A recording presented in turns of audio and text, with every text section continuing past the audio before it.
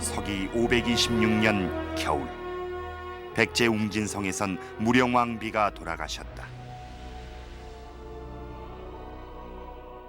왕이 62세로 승하한 지 3년 만의 일이었다. 왕과 왕비는 합장되어 긴 영면에 들어갔다. 그리고 1500년의 세월이 흘러 무덤이 열렸을 때 그 속에서 잠자던 유물들만이 찬란했던 백제와 무령왕 부부의 삶의 흔적들을 말해주고 있었다. 잊혀진 백제가 오늘에 부활한 것이다. 그런데 그 유물들 속에서 어금니 하나가 발견됐다. 놀랍게도 어금니는 17세 정도의 어린 여인의 것으로 추정되는 것이었다. 왕비의 것으로 보기엔 너무나 어린 의문의 어금니. 과연 그 주인공은 누구인가?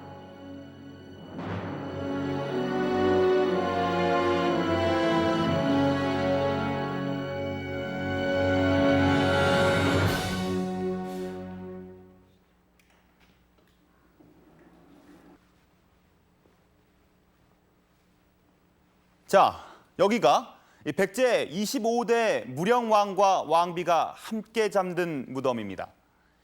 한국 고대사의 비밀을 밝히는 중요한 열쇠가 된 곳이죠. 그런데 이 무령왕릉에는 발굴된 지 33년이 흐른 지금까지도 풀리지 않는 수수께끼가 하나 있습니다. 바로 이 어금니 한 개입니다. 다른 유골과 치아는 하나도 없이 오직 이 어금니 한 개만 나왔는데요. 좀 모양이 이상하죠. 치아의 아랫부분은 다 썩어 없어졌고 윗부분만 남아 있습니다. 그마저도 한쪽이 떨어져 나가 완전한 모양은 아닙니다. 당시 이 어금니는 치과 전문의들에 의해 17세 정도의 어린 여인의 것으로 추정됐습니다. 그런데 문제가 좀 있습니다. 무령왕은 62세로 돌아가셨는데 왕비의 나이가 17세라 너무 어리다고 생각지 않으십니까? 어금니의 주인공이 어떻게 17세로 추정됐는지 먼저 그 이유부터 알아보겠습니다. 충남 공주시 금성동. 야트막한 소나무 숲에 자리한 송산 이 고분은 백제 웅진시대 왕족들의 무덤이 모여있는 곳이다. 이곳에서 무령왕릉의 발견은 우연이었다. 이 근처에서 이제 당시 그 29호분 있었어요. 외정탑을. 29호분을 김웅배 관장님이 다시 재조사를 하고 있었는데 꽃갱이에 그 찍히는 소리가 흙소리도 아니고 바위 소리도 아닌 이것은 이상한 소리다라고 바로 그 소리 듣고 와서 본 것이 벽돌 한 장이 발견된 거예요. 그 벽돌 한 장이 바로 무령왕릉 연도의 앞에 연도 입구를 막은 꼭대기 지붕 보호를 하기 위해 호벽을 만든 꼭대기에 벽돌 한 장 발견된 겁니다. 우연히 발견된 벽돌. 그 벽돌을 열기 전까지만 해도 엄청난 사건이 시작되고 있음을 아는 이는 아무도 없었다. 무덤의 주인에게 드리는 위령제도 조촐하기만 했다. 만일 왕릉급의 무덤이었다 한다면 이게 북어 3마리하고 수박 하나하고 소주 몇 잔 넣고 위령제를 모실 수가 없었죠. 이때만 하더라도 왕릉이라고 아무도 짐작을 못했어요. 아마도 파괴된 무덤일 가능성이 있다고 봤죠. 충청남도 공주에서 백제 25대 무령왕릉이 처음으로 발굴되었습니다. 그것은 우리의 고대사를 뒤흔드는 하나의 사건이었다. 무덤을 지키는 진묘수 앞엔 그 주인이 누구인지 밝혀주는 지석이 있었다. 백제 사마왕 연 62세 붕, 즉 무령왕이 62세로 돌아가셨다는 것이다. 왕비에 대한 기록도 있었다. 백제국 왕태비 수종, 무령왕비가 천수를 다해 돌아가셨다고 기록돼 있었다. 우리나라 최초로 고대 무덤의 주인이 밝혀지는 순간이었다. 놀라움과 흥분 속에서 유물은 급히 수습됐다. 그러나 너무 서두르는 바람에 일부 유물들은 왜 그곳에 있었는지 밝힐 기회를 영원히 잃어버리는 아까운 역사적 손실을 낳고 말았다. 유물의 마지막 수습 과정에서 어금니를 발견한 것은 행운이었다. 그런데 어금니는 어찌된 일인지 여러 개가 아닌 단 한 개뿐이었다. 고고학적으로도 그 유래를 찾아볼 수 없는 이상한 일이었다. 덜렁하니 하나만 있는 것이 그것도 좀 어떻게 보면 불가사의죠. 뭐 남아있는 걸 어쩝니까? 그런데 다 버린 건 아니고 발견된 건 그거 하나밖에 없으니까. 그리고 발굴을 잘못해가지고 다른 걸 다 없앤 건 아니고 그때 나머지는 그 현실 바닥에 있는 걸 그야말로 먼지까지 다 수거해 썰어서 가져왔기 때문에 그게 그 뒤에 정리를 하더라도 남아있으면 다 나오는 거죠. 사람이 죽고 나서 가장 오랫동안 썩지 않고 남는 것이 바로 뼈와 치아다. 무덤의 조건에 따라 다르지만 그 중에서도 단단한 에나멜로 돼 있는 치아의 겉껍질이 가장 오래 남는 것으로 알려져 있다. 그런데 무덤에 치아가 남을 경우 보통 여러 개가 남는 것이 정상이다. 모든 치아가 같은 조건에 있었기 때문에 당연히 썩는 정도도 같아야 하기 때문이다.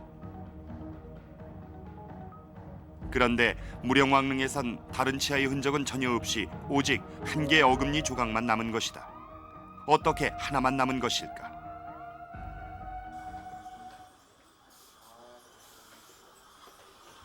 발굴 당시 어금니에 대한 의문을 풀기 위해 분석을 의뢰한 곳은 서울대 치대였다. 무령왕릉 어금니를 처음으로 분석한 사람은 고인이 된 안현구 교수와 이승우 교수. 어금니는 현대의학으로도 정확한 감식이 어려운 상태였다.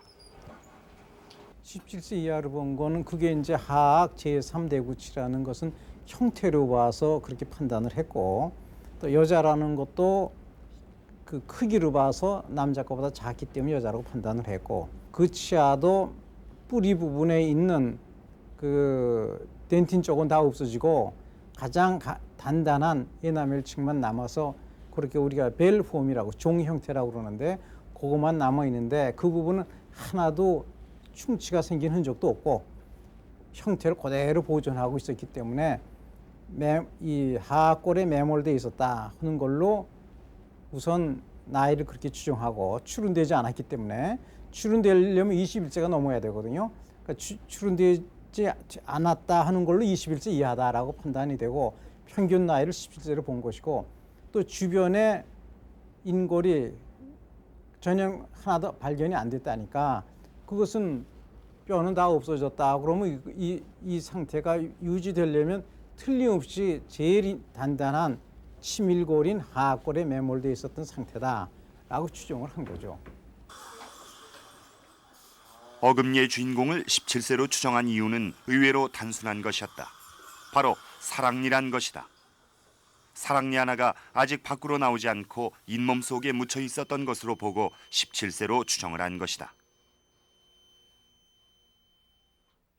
어금니의 주인공은 사랑니가 채 나오기도 전 어린 나이에 죽음을 맞은 것으로 판단한 것이다. 그러나 사람에 따라서는 사랑니가 안 나오는 경우도 있지 않을까?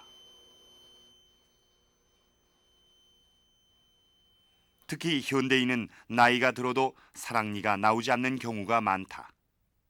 그렇다면 옛 백제인들은 현대인과 달리 17세가 되면 모두 사랑니가 나왔던 것일까? 일반적으로 사랑니는 한 13세에서 15세 정도에 만들어지기 시작을 해서 입안으로 이가 나오기 시작하는 것은 한 16세에서 18세 정도에 나오는 것이 일반적인 것으로 되어 있습니다. 이 과거의 예전 사람들은 현대인에 비해서 턱뼈의 구조가 컸기 때문에 지금 사람들은 안 나오는 사람들이 많지만 그 당시는 거의 대부분의 사람들이 사랑니가 나왔을 것이라고 우리가 생각하고 있는 것입니다. 무령왕릉에선 수많은 유물들이 쏟아져 나왔다. 특히 나무로 만든 목제품까지도 원형 그대로 남았다. 그런데 유골은 오직 어금니 한 개만 발견됐다.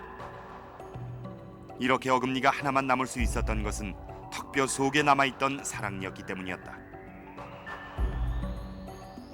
턱뼈 속에 남아있던 어금니는 다른 치아와 달리 외부로 노출이 되지 않았고 턱뼈의 보호를 받아 오래 남을 수 있었던 것으로 본 것이다.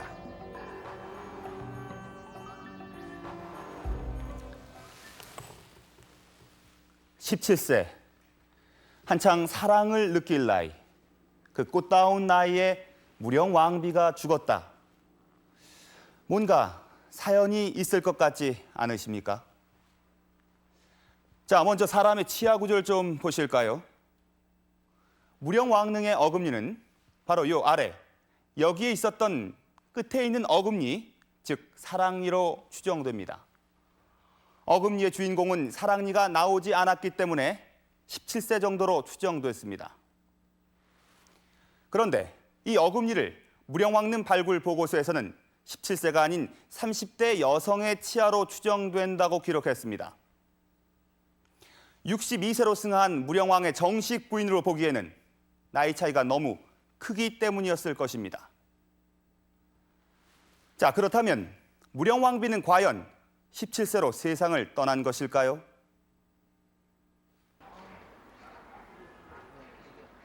의문의 어금니는 현재 무령왕릉의 다른 유물들과 함께 공주박물관에 전시돼 있다. 무령왕릉 어금니에 관심을 가지고 있던 일본인 이토 교수가 멀리서 찾아왔다. 고대인들의 치아가 있는 곳이라면 어디든 찾아가는 이토 교수.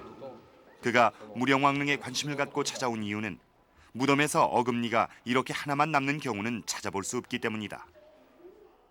어금니를 유심히 살펴보던 이토 교수는 뜻밖에도 무령왕릉 어금니는 전니일 가능성이 있다는 의견을 제시했다. まずですね、口頭普通、成人の口頭ですと科学の場合4口頭か5口頭なんですよ。ところがそれがあんまりはっきりしてないっていうポイントですね。それがまず一つ。あと2つ目は、歯根がない歯間の部分だけなんですね。でそれは乳歯っていうのは埋まってる生えてる時は歯根があるんですけども、抜ける時っていうのは歯根が吸収されてしまって上の部分だけが取れてしまう。でまさにそういう状態じゃないかというふうに考えられる。それが2つ目のポイントです。で3つ目のポイントはサイズですね。非常に小さい、他のほぼ同じ時代の臼歯に比べて非常にサイズが小さいということ、それが3つ目です。 점점 의문을 더해가는 어금니. 공주박물관의 협조로 어금니를 다시 정밀 검사해 보기로 했다.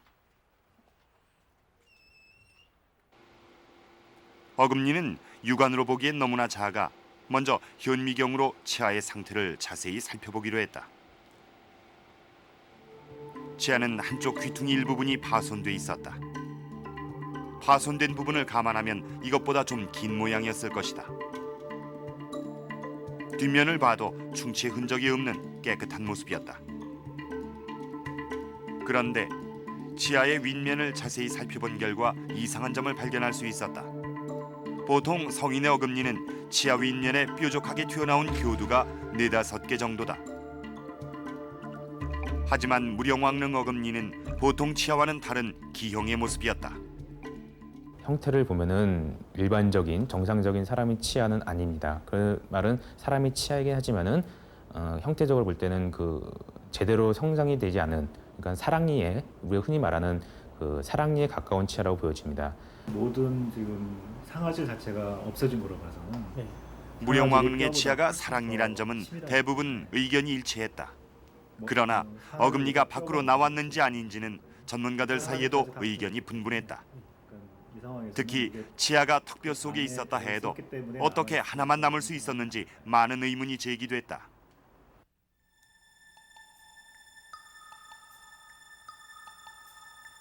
어금니는 턱뼈 속에 들어있지 않고 밖으로 나왔을 가능성이 있다는 것이다. 결정적으로 겉이 뭉툭한 교두가 치아를 많이 사용한 흔적을 말해주는 증거로 볼 수 있다는 것이다.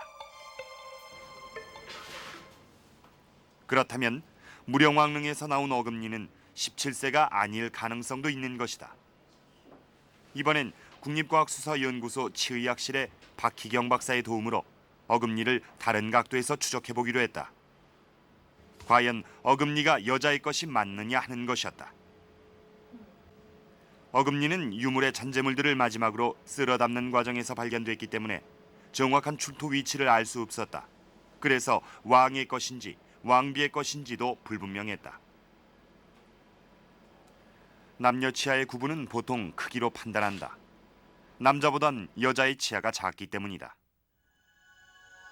크기를 재본 결과 무령왕릉 어금니는 장폭이 9.01mm, 단폭이 8.05mm였다.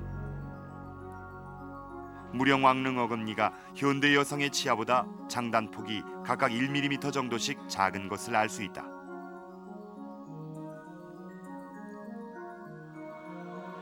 고대인들의 치아가 현대인보다 더 컸다는 점을 감안한다면 무령왕릉 어금니는 확실히 작은 여자의 어금니로 볼 수 있다.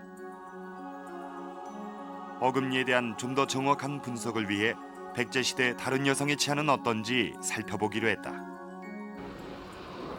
지난 98년 부여 능산리에선 운동장을 만들다가 우연히 대규모 무덤군이 발견됐다. 이 발굴은 특히 많은 사람들의 관심을 모았다. 백제인들의 유골이 원형 그대로 남아있었기 때문이다. 특히 이 무덤에서 발굴된 백제 여성의 인골은 그 나이와 신체적 특징을 파악할 수 있는 귀중한 단서를 제공해 주었다. 능산 이고분에서 나온 백제 여인은 어떤 모습이었을까? 능산리 백제 여성의 얼굴 모습을 복원하기 위해 한서대학교 조용진 교수를 찾아갔다. 그는 오랫동안 고대인들의 모습을 연구해온 얼굴 복원 전문가다. 복원된 백제 여성의 얼굴은 턱이 큰 서구적인 모습이었다. 복원된 두 부부의 모습은 마치 형제처럼 닮아 있었다. 오히려 남성보다 더 건강하고 커 보이는 이 백제 여성의 턱의 구조는 어떠했을까? 이 얼굴이 그 6세기경에 능산리에서 나온 여자분의 얼굴 모습이에요. 그런데 현대인 남자에 비해서 오히려 턱이 클 정도로 이 턱표가 크고 이렇게 보시는 바와 같이 아주 아래 얼굴이 크게 잘 이렇게 발달한 이런 얼굴입니다. 마치 그 일본의 다카마츠 고분에 있는 그 벽화 같은 그런 턱이 두툼한 인상의 그런 얼굴이었어요. 그래서 이 턱뼈로 봐서는 사랑니까지 충분히 날 수 있고 또 그 턱뼈에 박혀 있는 이빨을 볼 때도 그 이빨이 큰 이빨형, 즉 시베리아에서 많이 그 생긴 그런 이빨형으로 보였습니다. 능산리에서 발굴된 백제 여인의 유골은 부여박물관에 보존돼 있다. 발굴 당시 30대 이상으로 추정된 여인의 치아는 충치 흔적이 거의 없고 턱뼈까지도 온전하게 잘 보존된 상태였다. 지금 여기서는 이건 지금 자라는 중이라고 봐야 합니까? 그런데 놀랍게도 아래쪽 어금니 맨 끝엔 사랑니 하나가 조금 올라와 있는 것을 볼 수 있다. 완전한 형태로 밖으로 노출된 것은 아니었다. 그 크기로 봐 잇몸을 뚫고 나온 지 얼마 안 된 사랑니로 보인다.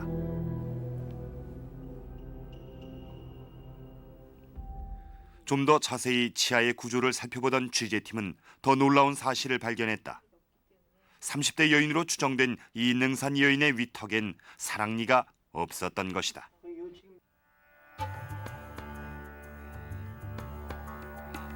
턱이 큰 고대인이라도 모든 사람들이 사랑니가 나왔던 것은 아님을 말해준다.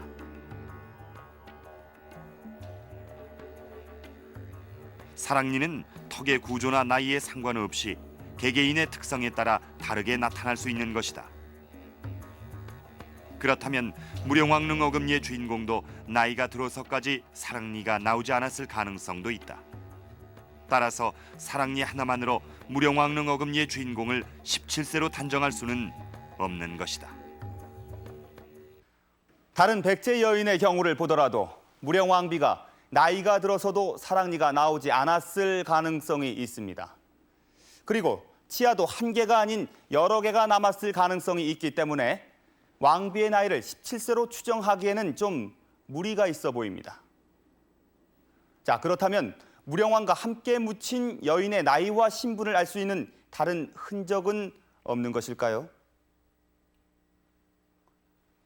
그 하나의 단서를 무덤에서 나온 지석에서 찾아볼 수 있습니다. 이 지석에는 왕비의 죽음을 수종이라고 기록하고 있습니다. 수종은 천수를 누리는, 즉 오래 살다가 돌아가셨다는 뜻입니다. 17세의 죽음을 수종으로 보기엔 좀 어렵지 않겠습니까? 자, 그럼 또 다른 단서는 없는지 이번에는 유물을 통해서 추적해 보겠습니다.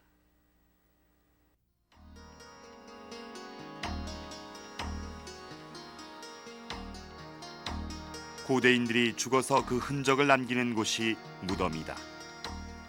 죽은 자의 생활 공간이었던 무덤 속엔 살아생전의 삶의 모습이 그대로 남아있기 마련이다. 무령왕릉 역시 왕과 왕비가 살아생전에 사용하고 아끼던 많은 유물들이 쏟아져 나왔다. 그 중에 왕비의 신분을 확인해 볼 수 있는 결정적인 하나의 단서가 있었다. 바로 팔찌였다. 용 2마리가 생동감 있게 새겨져 있는 팔찌의 안쪽엔 팔찌를 만든 연유가 적혀 있다.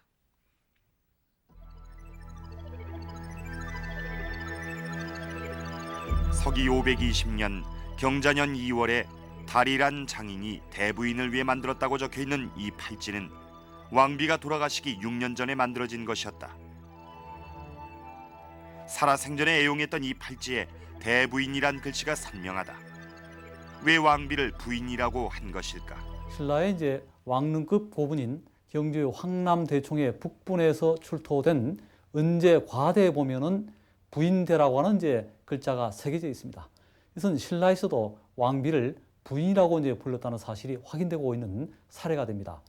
그리고 삼국사기에 보면은 신라의 그 김유신 장군의 아내를 봉해서 부인을 삼았다라고 하는 기록이 보이고 있습니다. 여기서 알 수 있는 것은 부인이라고 하는 호칭은 왕비나 또는 그에 준하는 여성으로서 가장 높은 신분을 가리키는 그러한 이제 호칭이라고 하는 사실이 확인되고 있는 것입니다. 부인이란 호칭이 어떤 의미인지 알아볼 수 있는 곳이 신라 황남대총이다. 신라 왕릉급인 이 고분에선 은제 허리띠가 하나 나왔다. 허리띠엔 부인대란 글씨가 새겨져 있었다. 그래서 부인과 왕비를 같은 의미로 보고 있는 것이 기존 사학의 통설이다. 과연 왕비와 부인은 같은 의미였을까? 삼국사기에서도 부인에 관한 호칭을 찾아볼 수 있다. 백제 본기 전지왕조엔 팔수 부인을 왕비로 삼았다는 기록이 나온다. 여기서 주목할 것은 부인이 왕비가 됐다는 의미로 부인이 왕비는 아니란 점이다. 부인과 왕비가 엄연히 호칭이 구분되는 것임을 말해준다. 과연 부인은 어떤 의미로 사용된 것인지 그 호칭에 대한 자료를 찾아보기로 했다. 중국의 시경엔 황후는 한 명을 두고 그 밑에 3명의 부인을 두고 있다는 기록이 있다. 이 3명의 부인은 어떤 신분이었을까? 중국에서 그 부인이라는 호칭이 쓰인 경우는 대략 2가지로 말씀드릴 수 있겠습니다. 첫째는 그 황제의 후궁을 지칭하는 경우이죠. 그 다음에는 2번째는 고관 대신에 처나 어머니를 지칭하는 경우입니다. 우리나라에서 고대 왕비의 호칭이 어떻게 사용됐는지는 정확치 않다. 다만 중국의 영향을 많이 받았을 것으로 추정되고 있을 뿐이다. 중국에서 황제의 정식 부인은 황후였다. 왕의 아내 역시 왕비로 불렸다. 부인은 제후나 고관 대신에 정처를 부르던 호칭이었다. 그렇다면 무령왕릉 팔찌에서 나온 대부인은 어떤 의미였을까? 한서 왕망전에 볼 것 같으면은 거기도 대부인이라고 나와서 있는데 그 대부인이라고 하는 뜻은 정실 부인을 대부인이라고 했고 또 그것도 세자를 둔 왕비를 대부인이라고 이렇게 써서 있습니다. 세자를 둔 부인이 대부인이라면 왜 왕비라고 부르지 않고 대부인으로 부른 것일까? 그 의문의 답을 일본 서기에서 찾아볼 수 있다. 의저왕의 부인 은고를 군대부인이라 칭한 기록이 보인다. 여기서 군대부인이란 어떤 의미로 쓰인 것일까? 군대부인의 군이라고 하는 것은 백제에서 군이라고 하는 칭호를 받았던 유력한 출신 호족을 얘기하는 것이 아닌가 생각이 되고, 대부인이라는 것은 일반적으로는 당시에 부인이라고 하는 표현을 썼는데 여기에서 대부인이라고 표현을 한 것을 보면은 아마 부인 중에서 품기가 높은 부인, 다시 말하면은 그 아들 왕자를 생산한 부인을 얘기한 것이 아닌가 이렇게 생각이 됩니다. 고대 일본에선 왕비면서도 왕비란 호칭을 사용하지 못하고 부인이란 호칭을 사용한 예가 있다. 청명 천황의 어머니를 황태부인으로 적고 있다. 다른 천황의 어머니와는 달리 황태후라고 하지 않고 황태부인이라 한 이유는 무엇일까? 그 답을 서치별 천황의 경우가 말해주고 있다. 서치별 천황은 몫이라는 호족 출신의 딸을 아내로 삼았기 때문에 황부인으로 한다고 기록하고 있다. 율령의 지식을 갖고 얘기한다면은 그것은 내친왕, 즉 천왕의 딸이나 누이 동생이 아니기 때문에 일반 호족의 딸이기 때문에 부인으로 표현되어 있으리라고 생각됩니다. 무령왕비가 대부인으로 불렸던 이유는 무엇일까? 일본의 사례처럼 무령왕비는 신분상 호족 출신의 딸이었기 때문에 왕비란 호칭을 쓰지 못했던 것은 아니었을까?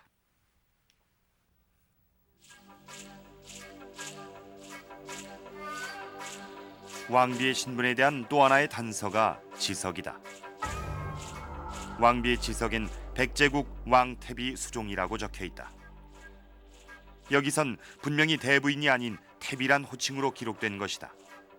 이렇게 살아 생전엔 대부인으로 불리다 죽어서 태비로 기록되는 것은 어떤 경우일까? 중국의 남조 시대 때 송나라 무제 유유의 경우를 보면 유유가 이제 아직 송나라 황제가 되기 전에 동진 시대 때의 그 군인이었습니다. 근데 이 군인이었다가 이 사람이 이제 반란을 진압하고 혁혁한 그런 전공을 세우면서 이제 신분 상승을 하게 되는데 그때 예장공에 봉해집니다. 그때 예장공에 봉해지면서 그의 어머니는 예장공 태부인이 되고 나중에 다시 또 이제 올려져서 송왕에 봉해지는데 그 어머니는 이제 송태비가 되는 거죠. 이 경우를 본다면은 태 부인이 내 위로 이제 신분 상승해서 태비가 된 경우이죠.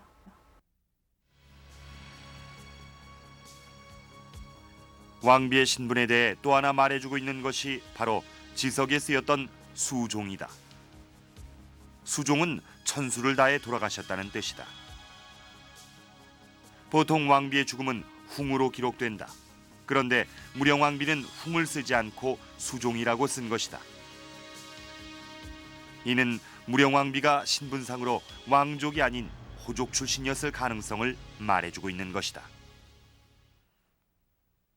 이 문영왕비의 이제 지석, 그러니까 매직권에 보면은 백제국 왕태비라고 하는 글귀가 이제 새겨져 있습니다. 여기서 이제 태비라고 하는 이제 분은 성왕의 이제 어머니를 가리키는 이제 호칭이 되겠습니다. 백제 이제 왕비의 경우는 생전에는 이제 대부인 이렇게 이제 일컬어졌습니다만 돌아가시고 난 후에는 태비라고 하는 이제 호칭으로 이제 공식 표기됐다라고 하는 사실이 확인되고 있는 것입니다.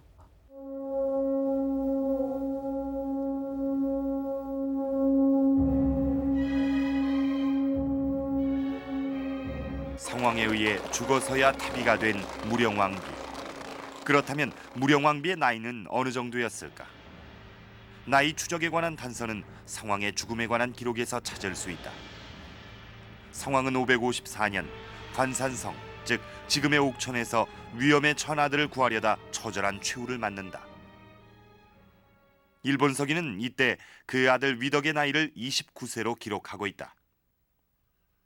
20세 정도의 자식을 낳았다고 보고 무령왕비의 나이를 추정해봤다. 무령왕비는 504년 상황을 낳았고 돌아가실 때 나이는 42세 정도였을 것이다.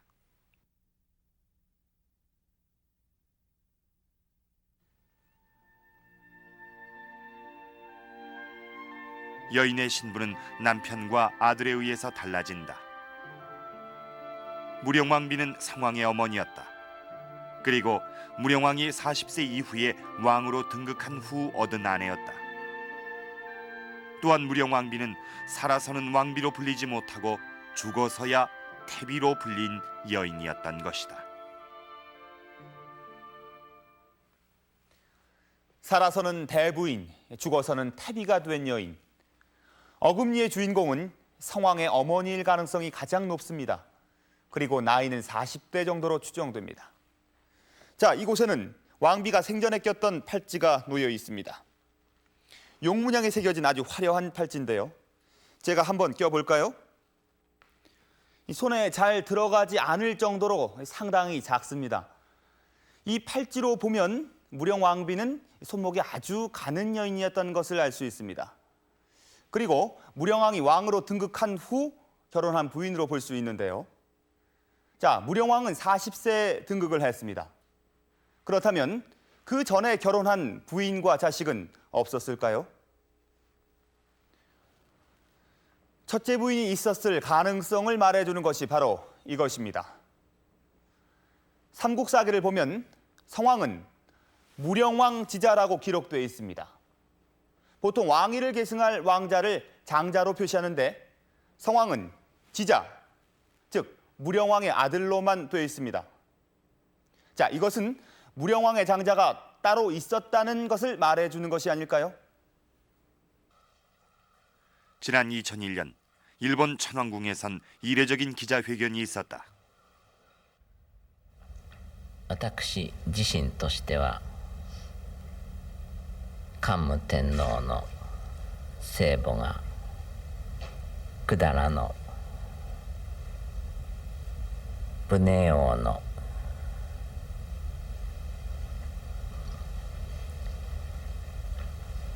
子孫であると食日本紀に記されていることに監獄とのゆかりを感じています。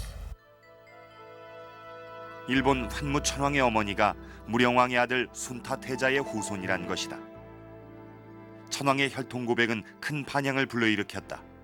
일본 천왕가에 백제 무령왕 후손의 피가 흐르고 있다는 것을 인정하는 것이기 때문이었다. 무령왕의 아들 순타태자에 관한 기록은 속일본기에 전한다. 환무천왕의 어머니인 황태후의 성은 화씨이고 이름은 고야실립이며 순타태자의 후손이란 것이다. 어떻게 무령왕은 일본에 후손을 남길 수 있었던 것인가?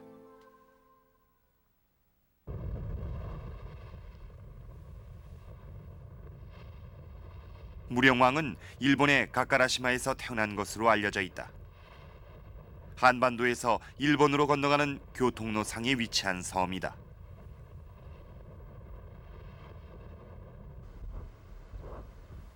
백여 가구가 모여 사는 일본 가까라시마엔 지금도 무령왕이 태어난 후 첫 목욕을 했다는 우물과 탄생 설화가 전해온다.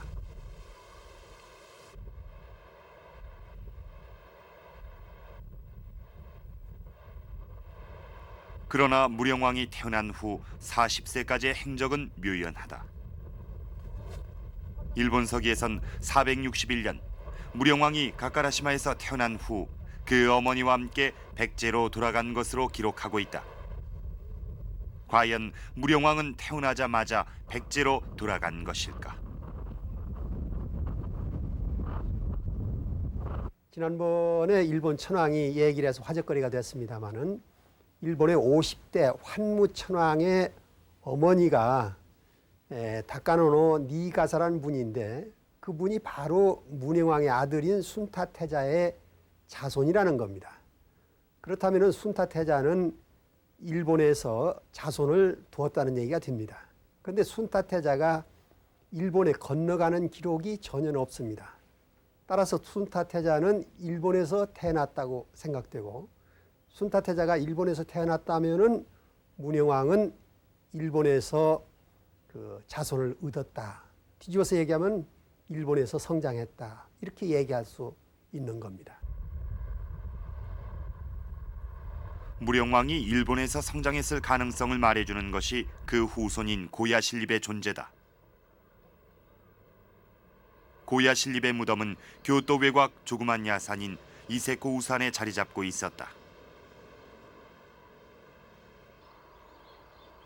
죽은 지 1000년 만에 그 존재를 드러내는 고야 신립. 그 묘지명엔 광인 천황의 황후 고야 신립이라고 적혀 있다.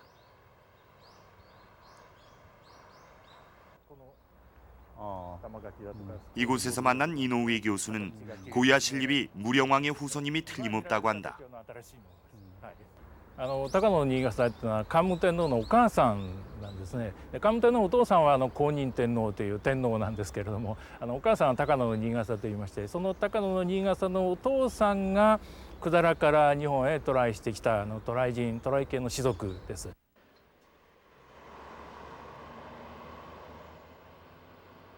일본에서 무령왕의 행적을 추적해 볼 수 있는 곳이 히라노 신사다. 히라노 신사는 고야 신립이 그 조상들을 모셨던 곳이다.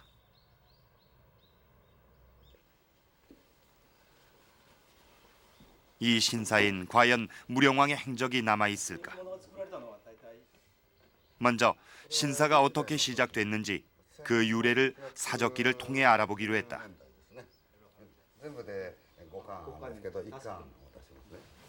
이 사적기는 1670년에 만들어진 것으로 모두 5권으로 돼 있는데 이번에 최초로 공개되는 것이라고 한다. 사적기엔 신사의 유래가 적혀 있었다. 이곳에 신사가 있게 된 이유는 고야 신립의 아들이었던 환무천왕이 8세기 초에 나라에서 교토로 옮겨왔기 때문이었다. 平野神社の由緒ですが、もともとは奈良時代の奈良の都の御所にあったお社でした。これが平安遷都とともに京都のこの地に移ってまいりました。全然言葉が違いますからね。 히라노 신사엔 모두 4명의 조상신을 모시고 있다. 그 중에서 무령왕과 관련돼 있는 것이 두 번째 신인 구도신이다. 구도신은 고야 신립이 조상 대대로 모셔왔던 신이라고 하는데 과연 어떤 신을 말하는 것일까? その辺りが本拠地なんですね。それで、その和氏が祀っていた神様が九度の神という神で、これ大変珍しい。日本でそういう神はありませんからね。これはかまどの神だと思いますね。日本ではかまどのことをおくどさんと言いますが、おそらくこれらと関係のある神だと思いますけれども、それを祀っておりましてね、現在も工藤神社という神社が存在しています。でそれを桓武天皇の夫人であった新笠のお父さんが和氏ですからね、そのゆかりで、平安京が造営された延暦年間に平野神社にですね、今木の狼と九度の神を合わせて祀るということになってるわけですね。 오사카에서 나라로 넘어가는 교통의 요지 왕사정엔 구도신사가 있다. 무령왕의 후손들이 그들의 조상을 모셨던 신사다. 이곳 신사에서 만난 관리인에게 무령왕에 대해 물어봤다.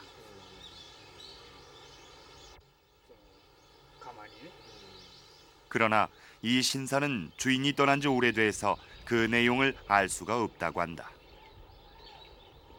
무령왕과 그 아들인 순타태자의 행적은 여기까지만 남아 있었다. 무령왕의 아들 순타태자는 일본 땅에 건너온 기록이 전혀 없다고 한다. 그런데 일본의 후손을 남길 수 있었던 것은 무령왕과 순타가 일본에서 태어나 나중에 백제로 가지 않는 한 불가능한 일이다. 과연 무령왕의 아들인 순타태자가 이곳에 후손을 남기고 백제로 갔는지 알아보기로 했다. 신찬 성시록에 보면 일본에 거주한 무령왕의 후손들은 화씨로 기록돼 있었다. 그렇다면 순타태자는 이곳에 후손을 남기고 백제로 돌아가 죽은 것일까? これはまあ難しい問題ですが、おそらく純田大使は日本へは来てないと思いますね。百済で亡くなってる。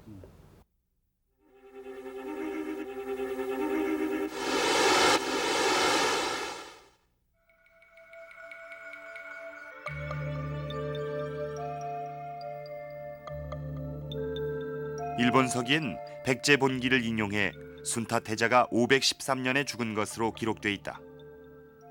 순타는 일본의 후손을 남기고 백제로 돌아가 죽었음을 말해주는 것이다.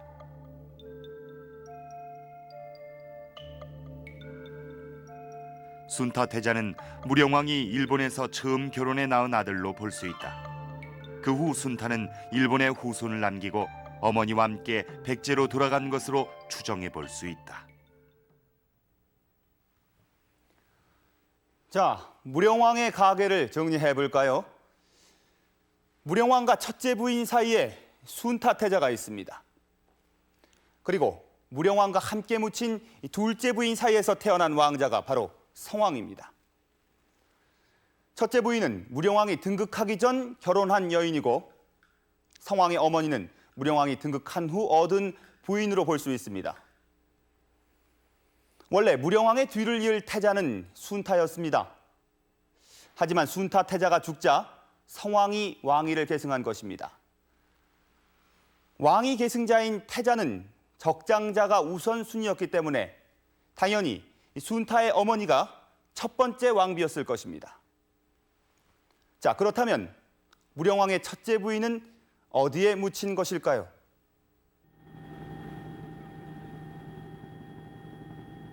무령왕이 잠들어 있는 공주 송산리 고분군. 이곳의 고분군은 다른 곳과는 다른 독특한 모습을 하고 있다. 전체적으로 무덤이 두 구역으로 크게 나눠져 있는데 그 중에서도 무령왕릉 주변엔 삼각형 모양으로 세 개의 무덤이 함께 모여 있다. 맨 위 북쪽으론 무령왕릉이 있고 그 밑으론 6호분과 5호분이 가까이 붙어 있다. 같이 모여 있는 모습이 무령왕과 밀접한 관계가 있는 사람들이라는 것을 알 수 있다. 무덤들이 이렇게 독특한 구조를 띠고 있는 이유는 무엇일까? 송산리 고분에 묻혀 있는 사람들이 대개는 백제 왕족들로 생각이 됩니다.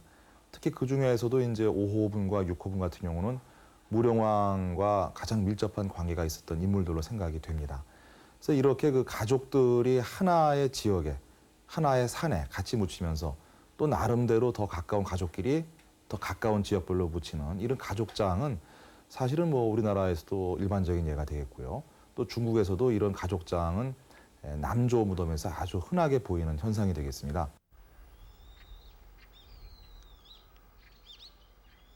무령왕릉과 함께 모여 있는 이 세 개의 무덤은 무령왕과 혈연 관계가 있는 가족들의 무덤이다. 그 중에서도 무령왕릉과 무덤의 구조나 만든 방식이 가장 흡사한 무덤이 있다. 바로 6호분이다. 안으로 들어가 보면 이 무덤도 무령왕릉처럼 벽돌로 꼼꼼히 쌓아 만든 무덤이다. 전문전 중심이 지배적입니다. 지배적이라기보다는 거의 전문적으로 만들었다고 할 수가 있죠. 무령왕릉과 차이점이 있다면 벽돌의 문양이다. 연꽃 무늬가 아닌 중국 남조의 오수전 문양이 새겨진 벽돌을 쓴 것이다. 그렇다면 6호분은 언제 만들어진 것일까? 중국의 경우도 전문전이 앞서고 연꽃무늬 벽돌이 뒤에 서 있습니다. 그러나 경우에 따라서는 전문전과 연합문전을 같이 쓰는 경우도 있었습니다. 딱히 어느 것이 앞이고 뒤냐라고 구분하기는 어려워도 대단히 중요한 것 중 하나는 무령왕릉의 천정을 구축하는 벽돌 한 장이 오수전문이 있습니다. 그러니까 완전히 일색으로 되어 있는 연꽃문 속에 오수전문, 6호문과 똑같은 벽돌 한 개 들어가 있다는 이야기는 그 벽돌이 먼저 구워졌기 때문에 거기에 들어온 것이 아니냐라고 하는 것을 입증할 수가 있죠. 그렇게 본다고 한다면 6호분전이 먼저 만들어지고 그 다음에 무령왕릉이 만들어진 것을 그렇게 구분해 설명할 수 있겠습니다. 6호분은 무령왕릉보다 먼저 만들어졌다.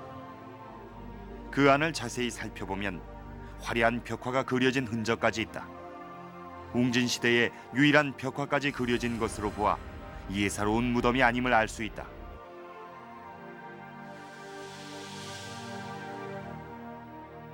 그런데 6호분엔 이상한 점이 하나 있다. 관을 올려놓는 관대가 하나만 있다는 것이다. 왜 무덤의 주인은 홀로 누워 있었던 것일까?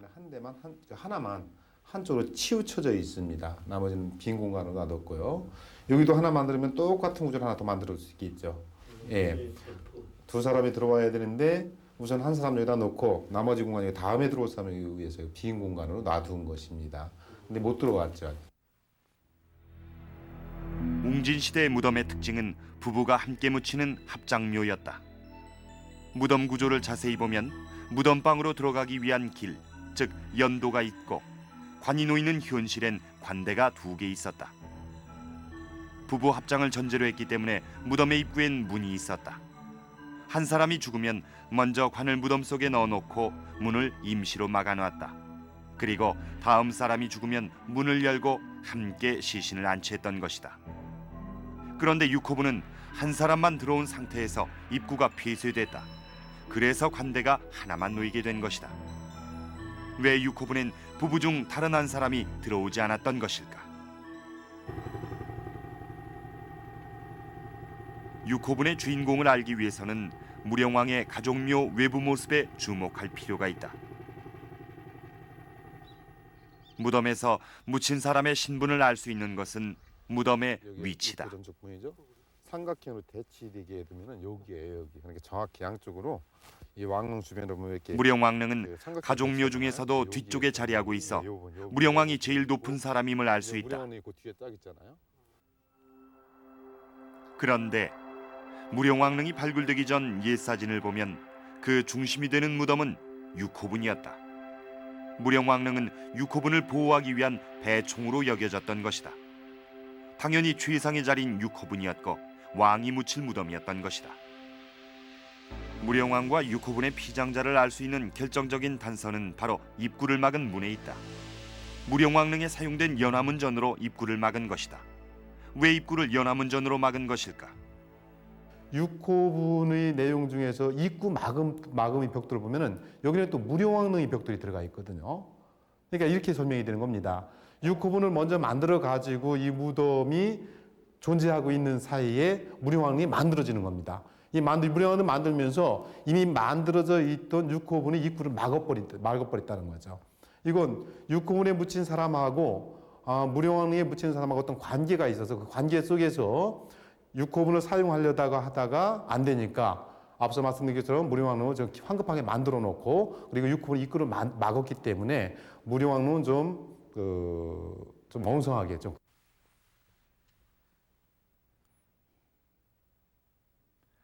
연꽃에 화려한 벽돌을 쓴 무령왕릉. 그러나 자세히 보면 부실공사의 흔적을 볼 수 있다. 곳곳에서 급하게 만든 흔적이 역력하다. 무령왕릉은 왕의 무덤임에도 불구하고 벽돌이 깨지거나 어긋나 있다. 천장도 조밀하지가 않다. 전체적으로 좀 엉성한 느낌을 준다.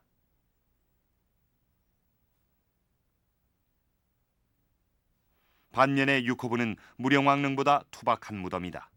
그러나 더 일찍 만들어진 무덤임에도 불구하고 갈라지거나 어긋난 흔적이 없다.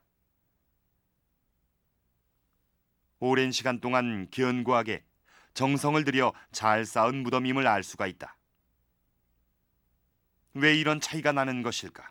적어도 무령왕릉이나 6호분이 왕릉급 무덤인데 이 왕릉급 무덤은 상당히 정성을 들여 쌓아야 됨에도 불구하고 그런 문제가 생겼다는 거죠. 그렇기 때문에 두 개의 관계를 설명하는 데 있어서 하나는 쌓는 방식에 있어서 좀 문제가 있고 하나는 정교하게 쌓았다. 시간적 관계에 있어서 그런 문제가 생기는데 그것은 여유를 가지고 쌓은 것이 앞부분에 아마 무령왕이 자기의 어떤 관계 속에서 저는 자기 부인이라고 생각합니다만은 부인의 무덤 혹은 자기의 무덤이니까요. 그래서 정성을 들여 쌓은 반면에 뒤는 무령 앞에 있는 6호분을 폐쇄하면서 황급히 만들기 때문에 이런 구조적인 문제점을 발생하게 하지 않나 이렇게 생각을 됩니다.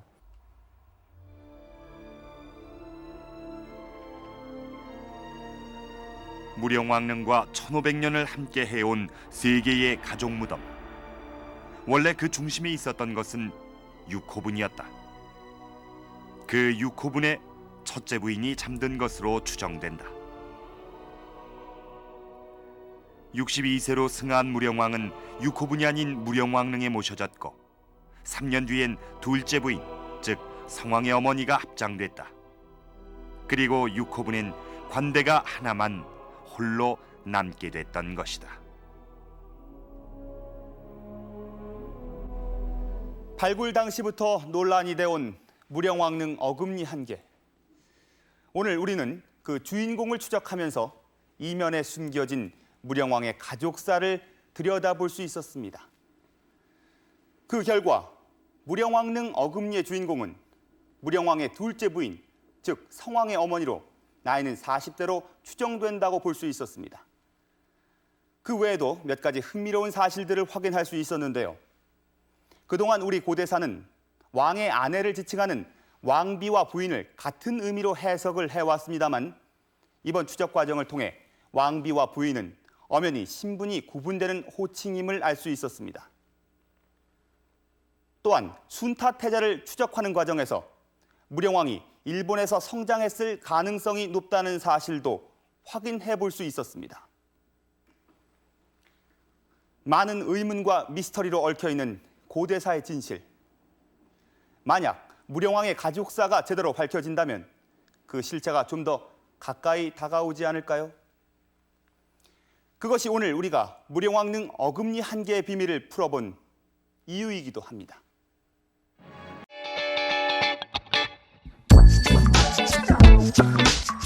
Thank you.